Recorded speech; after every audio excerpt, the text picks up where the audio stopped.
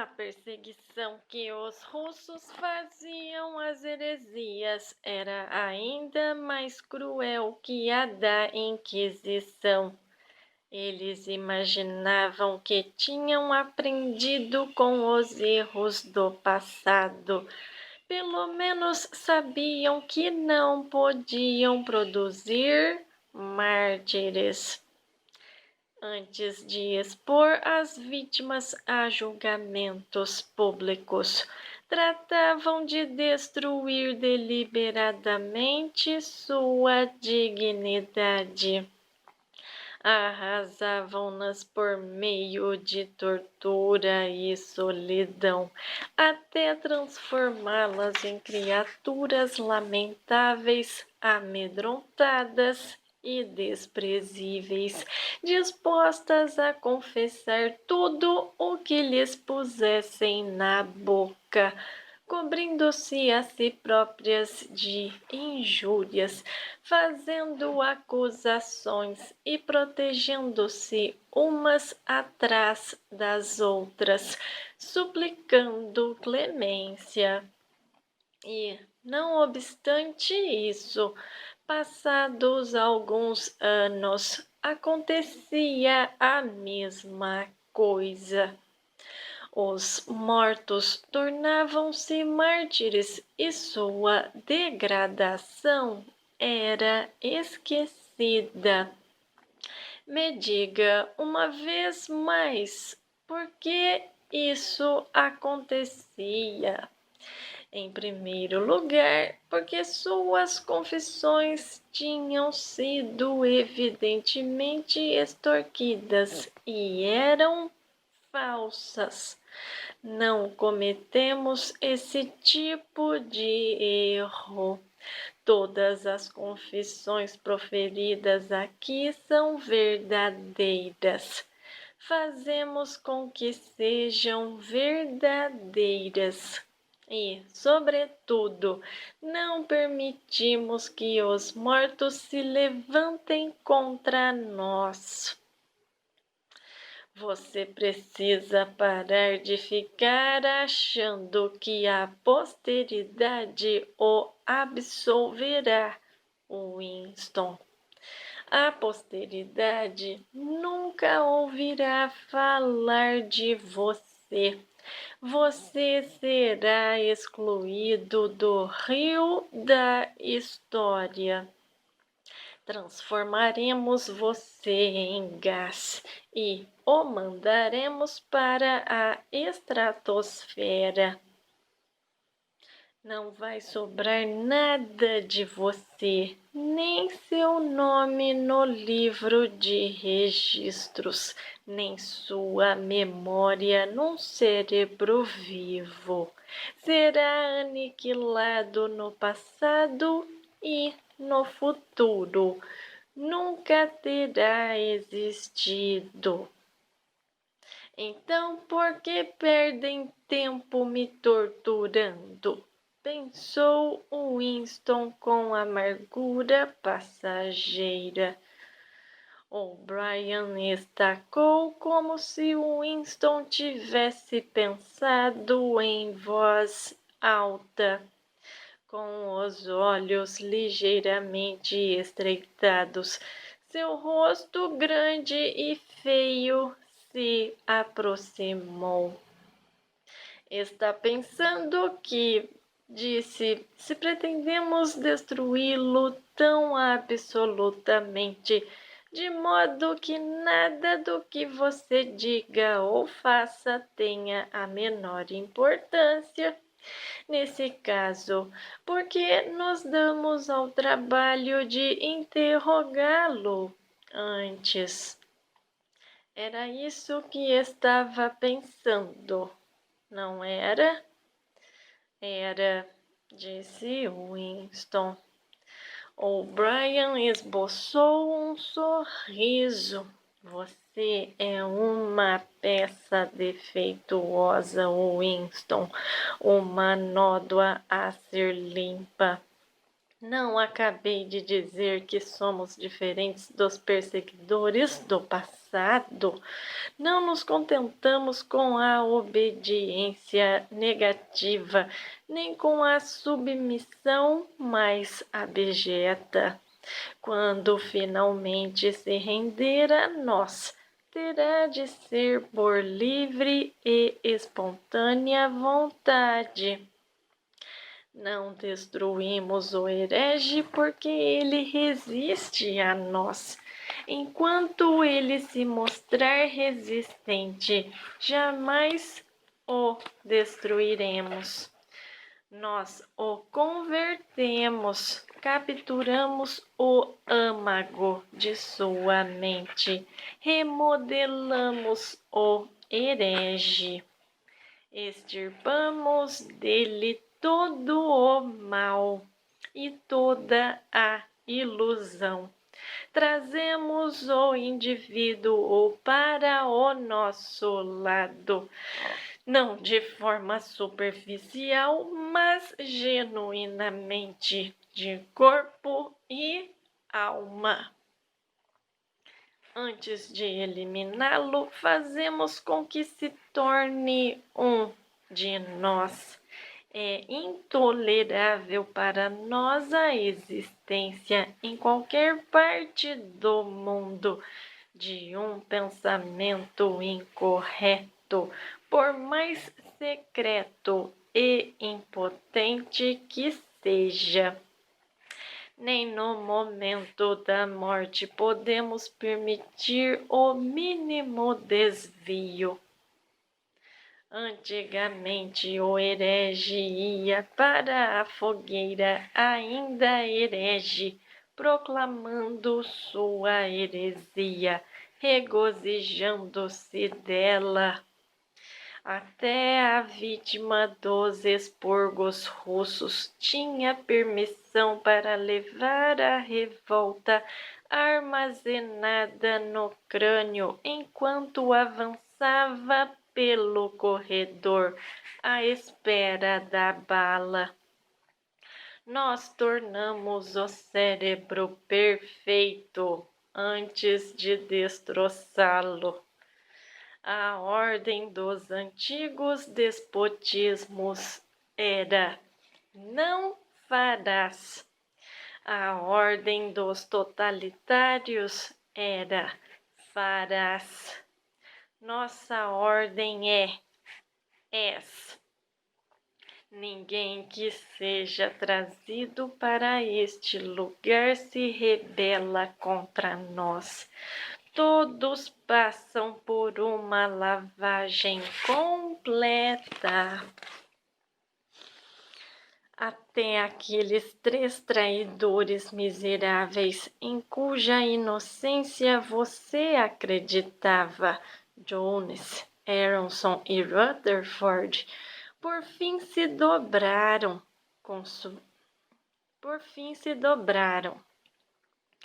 Participei do interrogatório deles.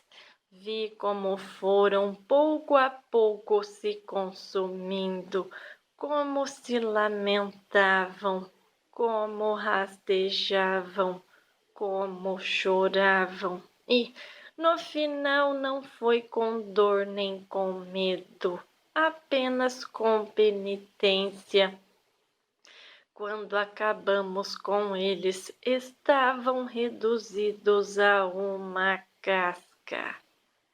Não havia mais nada dentro deles, exceto o arrependimento pelo que tinham feito e o amor pelo grande irmão. Era tocante ver como o amavam. Imploravam para que os liquidássemos depressa, a fim de que pudessem morrer com a mente ainda limpa.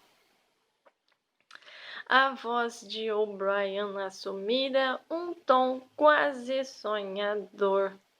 Em seu rosto ainda era possível notar o arrebatamento, o entusiasmo delirante. Ele não está fingindo, pensou Winston. Não é um hipócrita. Acredita em cada palavra do que diz. O que mais o oprimia era a consciência de sua inferioridade intelectual. Observava o vulto pesado e todavia gracioso, andando de um lado a outro, entrando e saindo de seu campo de visão. O'Brien era, em todos os sentidos, um ser maior que ele. Não havia ideia que tivesse ocorrido a Winston, ou que pudesse vir a ocorrer um dia, que O'Brien não conhecesse havia muito, e que já não tivesse examinado e descartado. Sua mente continha a de Winston. Nesse caso, como podia ser verdade que O'Brien fosse um demente? A demência só podia ser dele, Winston. O'Brien parou e olhou para ele. Sua voz voltou a assumir um tom severo. Não pense que se salvará, Winston, por mais absoluta que seja a sua rendição. Ninguém que tenha se desencaminhado foi poupado. E mesmo que resolvêssemos deixá-lo viver até o fim de seus dias, mesmo assim, você jamais escaparia de nós. O que lhe acontecer aqui é para sempre. Tenha isso em mente desde já. Nós o esmagaremos, deixaremos você num estado do qual não há retorno. Vão lhe suceder coisas das quais você não poderia se recuperar nem se vivesse 1000 anos. Nunca mais lhe será possível ter sentimentos humanos comuns. Tudo estará morto dentro de você. Nunca mais lhe será possível experimentar o amor, a amizade, a alegria de viver, o riso, a curiosidade, a coragem ou a integridade. Ficará oco. Vamos espremê-lo até deixá-lo vazio e depois o preencheremos conosco mesmos. O'Brien fez uma pausa e gesticulou para o homem de jaleco branco. Winston sentiu que um dispositivo pesado estava sendo acoplado atrás de sua cabeça. O'Brien sentou-se ao lado da cama, de modo que seu rosto ficou quase no mesmo nível do de Winston. 3.000, disse, falando por cima da cabeça de Winston com o sujeito de jaleco branco. 2 almofadas macias que pareciam ligeiramente úmidas foram fixadas às têmporas de Winston. Ele estremeceu. Havia dor a caminho. um novo tipo de dor. De maneira tranquilizadora, quase afetuosa, O'Brien pôs uma mão sobre a sua. Desta vez não vai doer, disse. Mantenha os olhos fixos nos meus. Sobreveio uma explosão devastadora, ou o que pareceu ter sido uma explosão, embora não fosse possível saber se houvera algum ruído. Uma faísca ofuscante, sem dúvida, houvera. Winston não estava ferido. Sentia-se apenas extenuado. Apesar de já estar deitado de costas quando a coisa aconteceu, ficou com a curiosa sensação de ter sido arremessado no ar.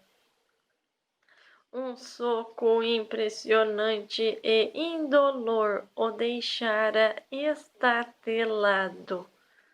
Além disso, algo acontecera no interior de sua cabeça. Conforme seus olhos recuperavam o foco, começou a recordar quem era e onde estava, e em seguida reconheceu o rosto que o encarava. Porém, em algum lugar havia uma grande porção de vazio, como se tivessem arrancado um pedaço de seu cérebro. Vai passar, disse O'Brien. Olhe nos meus olhos. Com que país a Oceânia está em guerra? Winston refletiu. Sabia o que significava Oceânia e que ele próprio era um cidadão da Oceânia. Também se lembrava da Eurásia e da Lestásia. Porém, não sabia quem estava em guerra com quem. A bem da verdade, nem sabia que havia uma guerra em andamento. Não me lembro. A Oceânia está em guerra com a Lestásia. Lembra agora? Lembro. A Oceânia sempre esteve em guerra com a Lestásia. Essa guerra existe sem interrupções desde o nascimento, desde a fundação do partido, desde o princípio da história. Sempre a mesma guerra. Lembra disso? Lembro. Há 11 anos você inventou uma lenda sobre 3 homens que tinham sido condenados à morte por traição. Imaginava ter visto um pedaço de papel que provava a inocência deles. Esse pedaço de papel nunca existiu. Foi uma invenção sua, na qual você posteriormente passou a acreditar. Agora você recorda o momento exato em que inventou essa história. Lembra disso? Lembro. Agora há pouco mostrei-lhe os dedos da minha mão. Você viu 5 dedos. Lembra disso? Lembro. O'Brien mostrou os dedos de sua mão esquerda com o polegar abaixado. Tem 5 dedos aqui. Está vendo 5 dedos? Estou. E de fato os viu por um brevíssimo instante, antes que o cenário de sua mente se alterasse. viu 5 dedos e não havia deformação. Então tudo voltou ao normal e retornaram o velho medo, o ódio e a perplexidade. Mas houvera um momento. Winston não sabia determinar sua duração. Talvez 30 segundos de certeza luminosa, um momento durante o qual cada nova sugestão de O'Brien preenchia uma porção de vazio e se tornava verdade absoluta, e em que 2 e 2 teriam sido 3 com a mesma facilidade com que seriam 5, dependendo do que fosse necessário. A certeza se desfizera antes de O'Brien abaixar a mão. Mas, embora Winston não fosse capaz de recapturá-la, lembrava-se dela como alguém se lembra de um episódio marcante ocorrido num período remoto de sua vida, quando era de fato outra pessoa. Está vendo? Disse O'Brien, como é perfeitamente possível. Estou. Com expressão satisfeita, O'Brien se levantou. À sua esquerda, Winston viu o homem de jaleco branco quebrar uma ampola e puxar o êmbolo de uma seringa. O'Brien virou-se para Winston com um sorriso.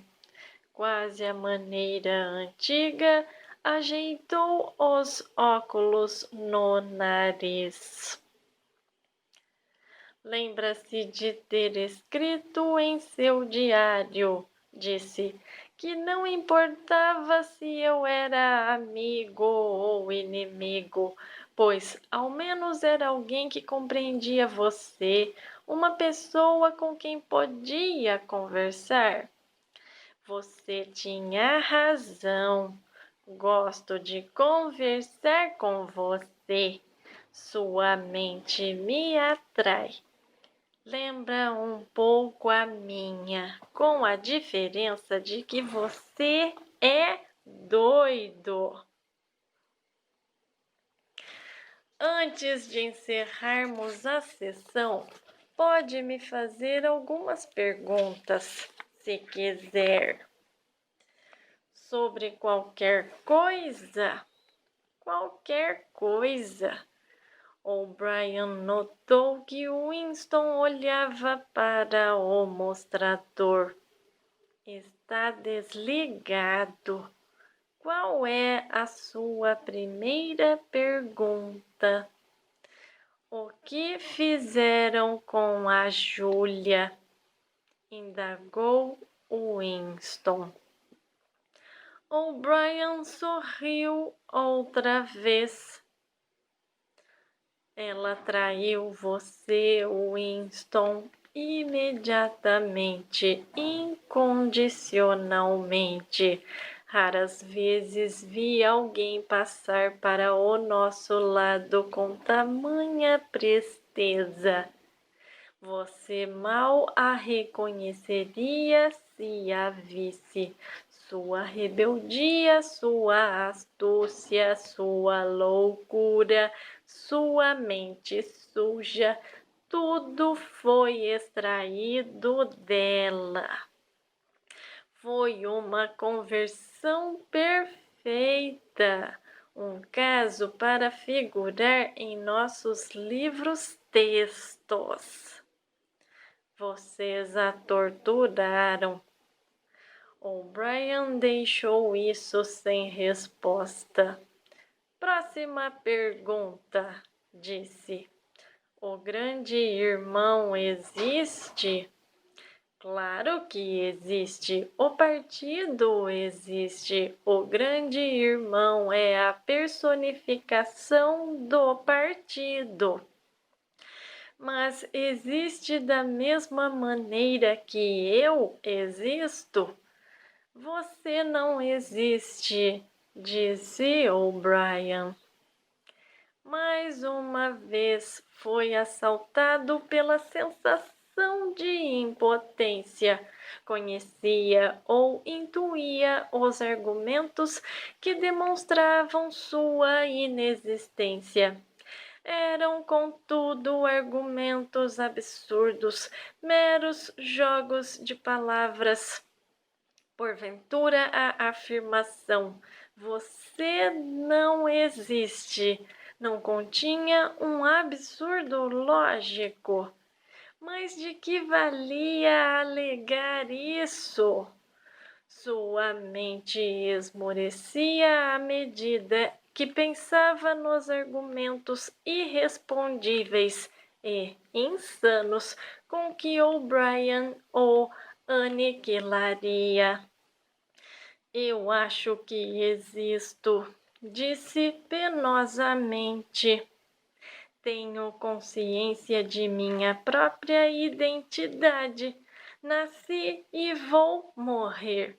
Tenho braços e pernas. Ocupo um ponto particular no espaço. Nenhum outro objeto sólido pode ocupar simultaneamente esse mesmo ponto.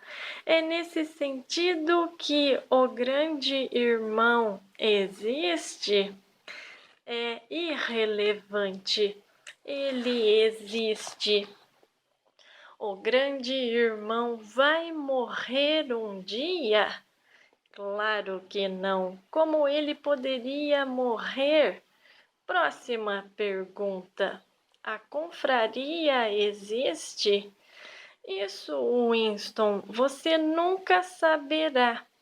Mesmo que resolvamos soltá-lo depois que terminarmos com você. Mesmo que você viva até os 90.